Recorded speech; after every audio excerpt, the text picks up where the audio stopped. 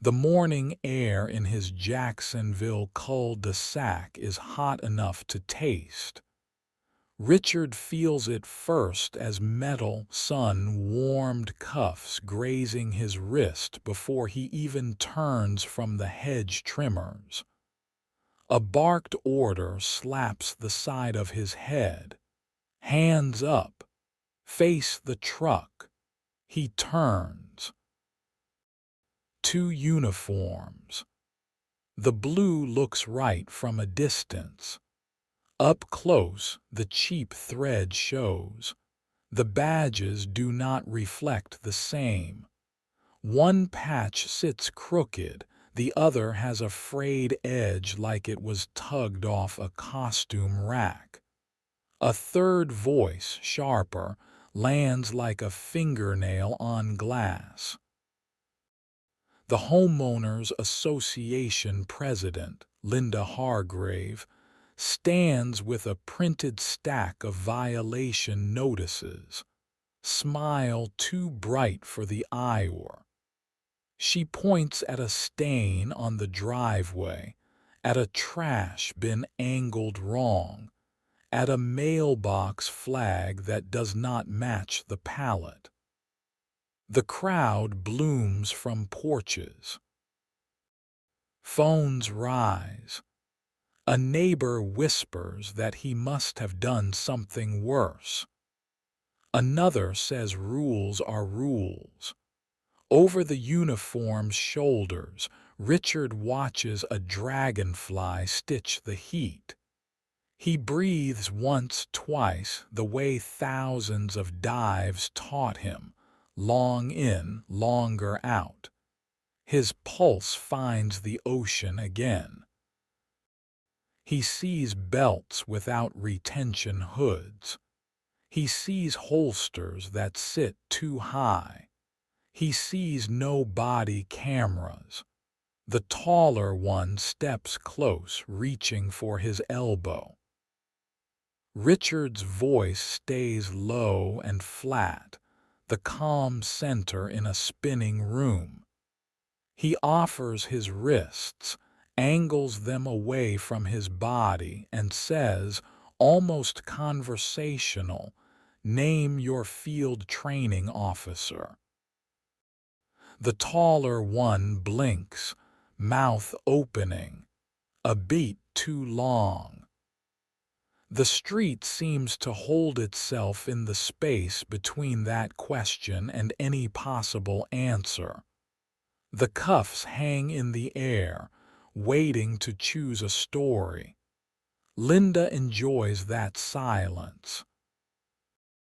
Richard can feel it.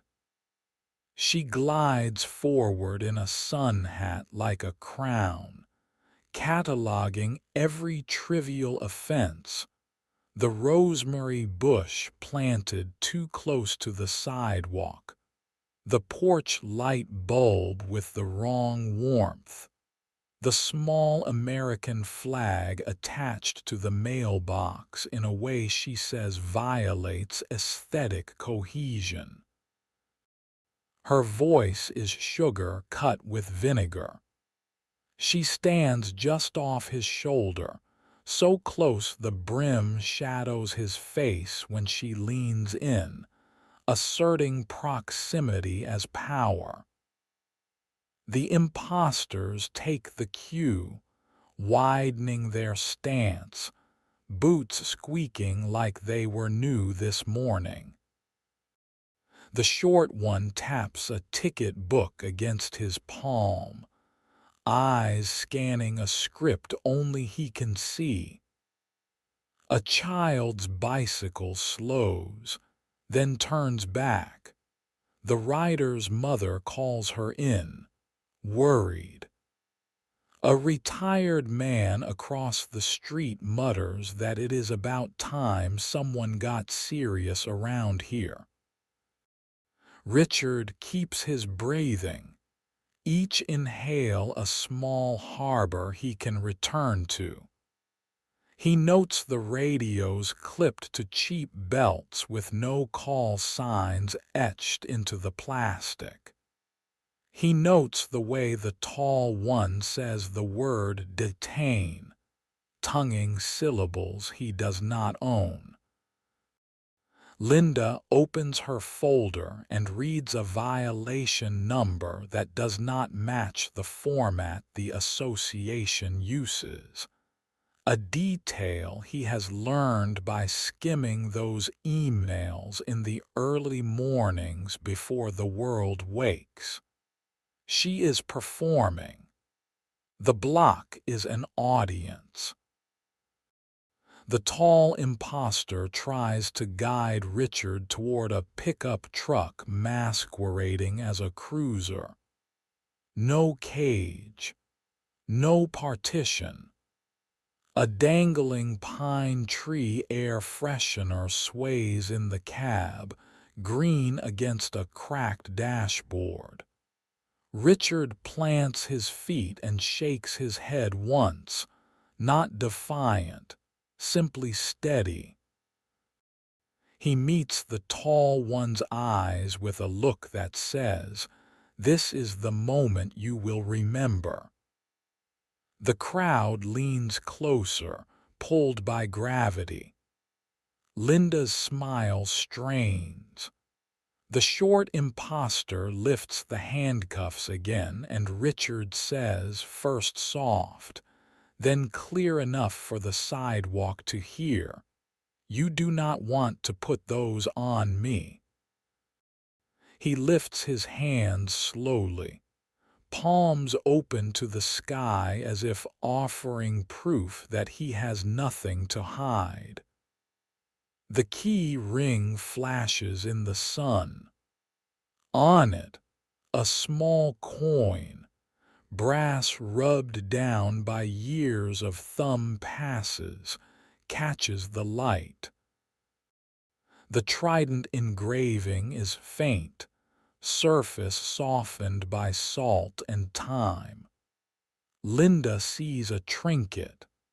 The impostors see a distraction.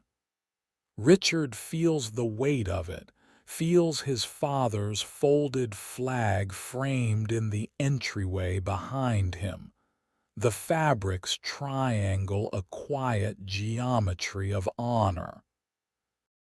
The wind shifts, and he catches the scent of cut grass and hot asphalt, the smell of every training field that broke him and built him. His phone buzzes in his pocket. He does not lunge for it. He moves with the slow courtesy of someone who knows how twitchy people with guns can get when they are pretending to be trained. He shows the screen to the air, to the neighbors, to the lenses of phones lined up along the curb. The caller ID reads a name only a few would know, the Jacksonville Sheriff's Office sergeant who once asked him to speak to recruits about breath control under stress. He declines the call without answering. The tall impostor does not notice. The short one smirks, a grin pasted on with nervous glue. Richard slides the phone back into his pocket and speaks to Linda calmly, asks if she has the bylaw that says a trash bin turned at a 45-degree angle on collection day constitutes grounds for immediate removal from the neighborhood. She flips through paper, flustered for a blink, then recovers with a smile and a line about how the board has discretion. He hears the word discretion and thinks of all the times it meant something righteous and all the times it meant something else. A neighbor clears his throat. Someone coughs. A dog barks, sharp and insistent, then quiets itself as if even the animals want to listen. The tall imposter steps forward again, trying to fill the vacuum of competence with noise. The crowd watches a show. Richard is counting beats. There is a question he has not asked yet. He lets it hover between them like heat mirage. He begins with the easy thread, the one that loosens everything if pulled just right. Gentle voice, curious tone. What is your badge number? The tall imposter says a string of digits too many, wrong rhythm. Not the cadence of a number worn on a chest and recited under pressure. Richard tilts his head, as if considering, as if any of this could be reasonable, then asks for the sergeant on duty. The short imposter says the sergeant is busy. Richard asks for the district number. Silence. He gives them a lifeline. Which radio channel are you on this morning? A bluff, but one coated in honey and routine.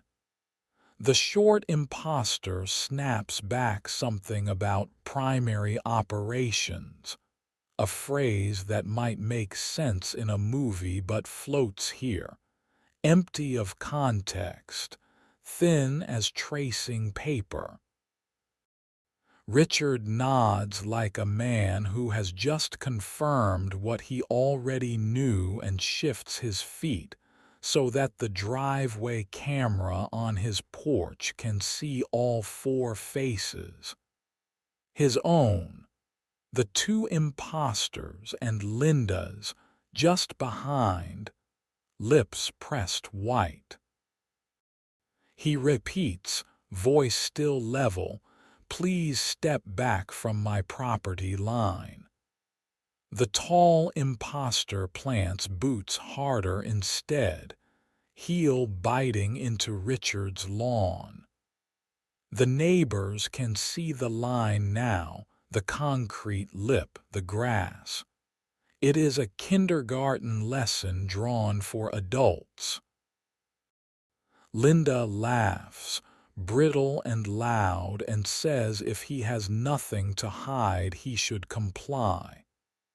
He turns his head to her, not unkind, and says, "Will you put that directive in writing?"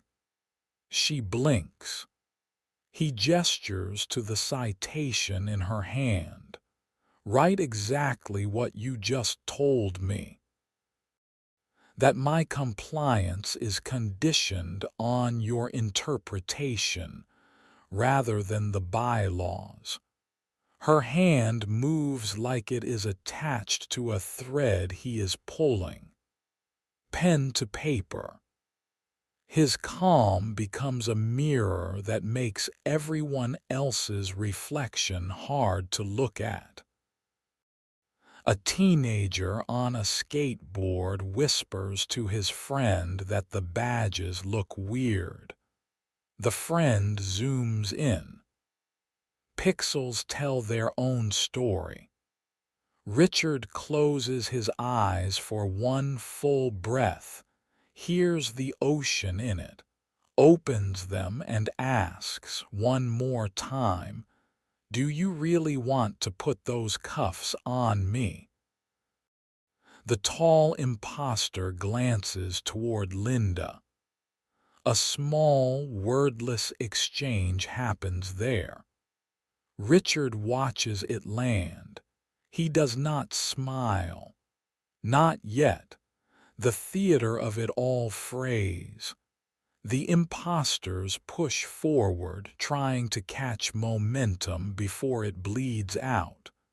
The tall one clamps a hand around Richard's wrist. The grip is wrong. Fingers on the soft part, not the bone, no leverage. Richard's arm turns like a hinge opening, a subtle circle that breaks the hold without breaking the man. He brings his hands back to center, palms visible, voice a quiet metronome. I am not resisting. I do not consent to any search. You do not have probable cause to arrest me for a homeowners association rule. The words are clear without heat. The short imposter puffs up, steps sideways to block a neighbor's phone. The neighbor steps to the other side, camera unwavering. The earlier question returns, but Richard does not ask it yet. Instead, he leans into procedure. He says he will wait at the edge of his lawn until real law enforcement arrives. He says he is going to call the sheriff's office non-emergency line and asks if the imposters would like to be present when he verifies their names. The tall one swallows. Linda calls for a tow truck, dramatic as a siren. She announces her authority like a stage cue. Board decisions, community standards, safety. She is making a mountain from a mailbox. Richard's driveway camera catches her profile as she signs the ticket where he told her to. The line reads, "Compliance required regardless of bylaws." A neighbor with an eye for detail breathes a soft "oh." A kid mutters, "She really signed that." The short imposter slips a warning tag under Richard's windshield, part of the choreography of control. Richard kneels beside it as if inspecting a delicate specimen and reads a misspelled word out loud. The boys with phones giggle. It is a tiny thing, but tiny things become sinkholes when the ground underneath is hollow. The heat thickens. Engines hum in the distance. Sirens, faint and real, thread the edges of the day. Linda hears them and panics in micro. Her eyes sharpen and she hisses to the imposters, "Do it now." Their hands move.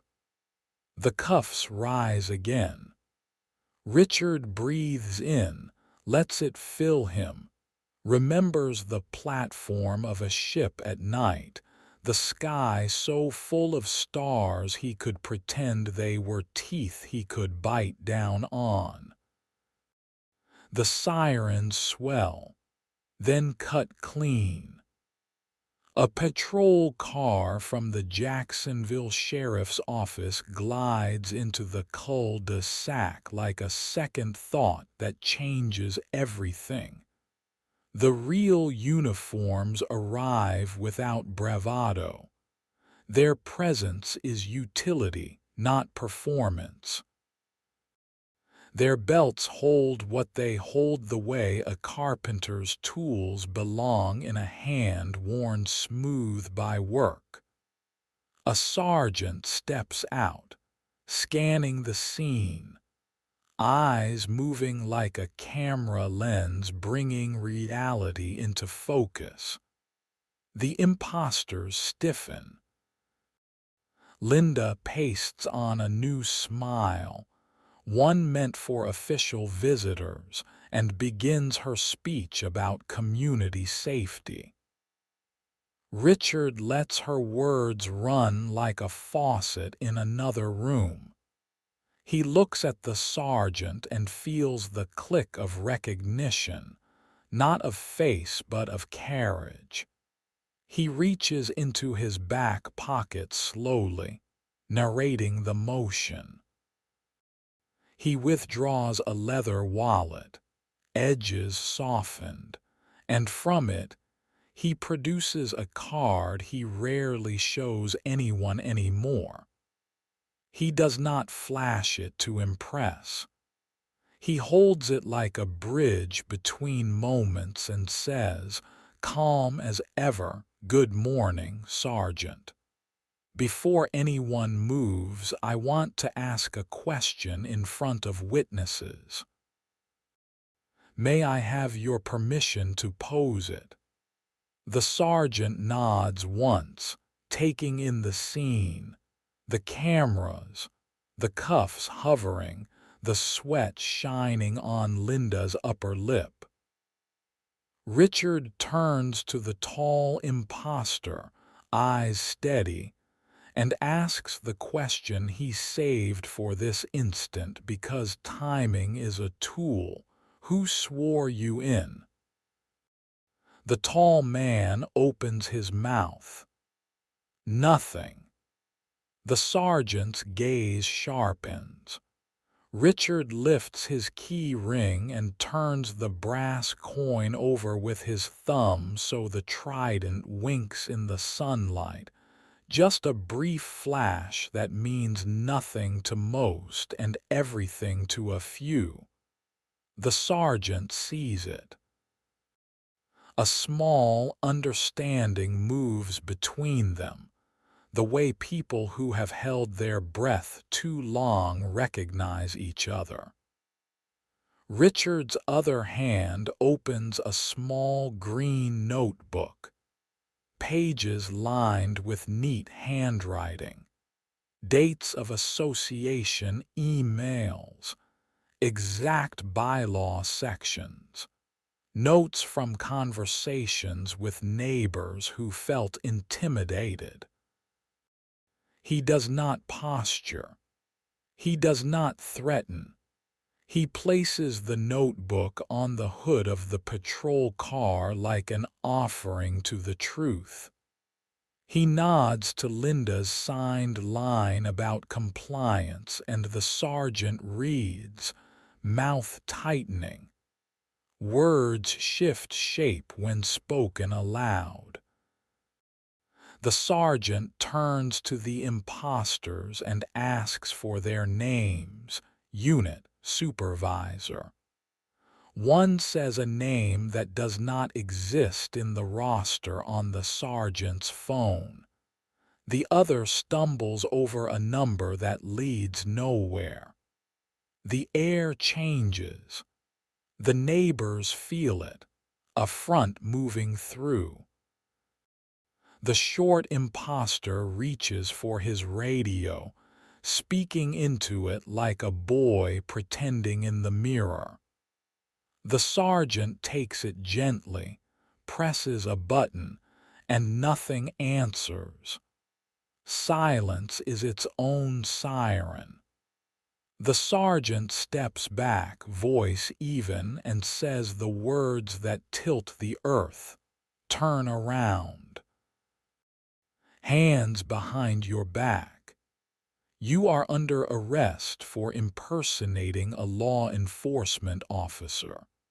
Linda's smile collapses into itself. Richard watches her hand rise toward her throat as if to hold everything inside from spilling out. The crowd breathes out because they had been holding it and did not know. Phones capture the moment the cuffs click on the impostors, the real metal against wrists that tried to carry a lie. A local reporter, alerted by a neighbor's text, arrives with a camera that does not look like a weapon. Questions bloom. Why today? Why him? Why now? Richard answers as little as he can without retreating behind silence. He tells the sergeant that he kept notes because patterns were showing, because neighbors whispered their fear like a habit, because the homeowners association had become a mechanism for one person's pride. The sergeant listens, then walks Linda to the edge of the street to take her statement. Her voice shakes now. She insists she did not know the men were not legitimate, that she hired a firm recommended by a friend, that this was about safety. A deputy scrolls through her emails with her permission. The subject lines are plain as day. They speak of making an example, of a need to remind him who sets the tone around here, of a referral to security contractors who could apply pressure. The deputy's eyes harden. The board meets that evening in a room that smells like cold coffee and a printer that overheats. The emergency session votes to suspend Linda while an investigation moves forward. Notices go out. Front porches fill. Neighbors who had not spoken in months lean against rails and trade stories. A young couple describes receiving a violation for a chalk drawing on their walkway. An elderly woman admits she started stacking her trash inside her garage because she felt watched. The mood turns from gossip to purpose. They talk about bylaws like they might actually belong to them. They talk about oversight that is not a weapon. They talk about elections. Someone suggests a porch light assembly for the weekend. Everyone standing outside at the same hour with lights on. A signal that eyes are open and community is not the same thing as control. Richard listens more than he speaks. He goes home and sits on his porch steps and watches the patrol car roll away with the imposters in the back. The neighborhood is loud with insects. Far off, a train horn threads the night. He rubs his thumb across the coin, feels the worn edges, thinks about discipline as something you can put in your pocket and carry until you need it. Days later, cameras still come. The story grows legs and runs past the end of the street. Talk radio chews it. Social posts multiply until they are their own weather.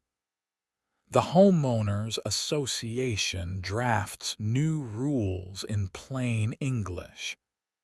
A legal review is ordered by people who used to bend the rules like wire. A city council member calls Richard and asks how an association became so brittle it broke. He says it did not happen in a day. It happened in tiny surrenders. It happened when neighbors stopped looking at each other as neighbors. He says calm is not weakness. Calm is a wall that stands when everything else shakes. On a Saturday, he paints his mailbox the exact approved shade from the palette he had once mocked, making sure the flag is the right shape and the numbers are spaced perfectly. He does it not to comply with nonsense, but to show that order is not the enemy, that abuse is. He leaves one dent on the side. a small crescent where the first imposter's cuff had pressed, not as a scar to nurse, but as a reminder of a day the neighborhood learned to breathe again. Children draw chalk constellations across the sidewalks with stars that refuse to be erased by sprinklers or time. Old men wave to mothers pushing strollers and mean it. On Sunday evening at the planned IOR, porch lights click on up and down the block, one by one, as if the street itself was exhaling. Richard walks to the curb and stands in the glow. He thinks about the flag in his foyer, about the notebook with its careful lines, about the breath that can turn a storm back into rain. A neighbor steps beside him and says thank you in a voice that carries. And Richard knows this is not a victory to hoard but a standard to hold. He looks at the dented mailbox, at the houses now lit like ships in harbor, and the final thought moves through him like a tide returning to shore. Power belongs to people who remember they have it and use it to keep each other safe.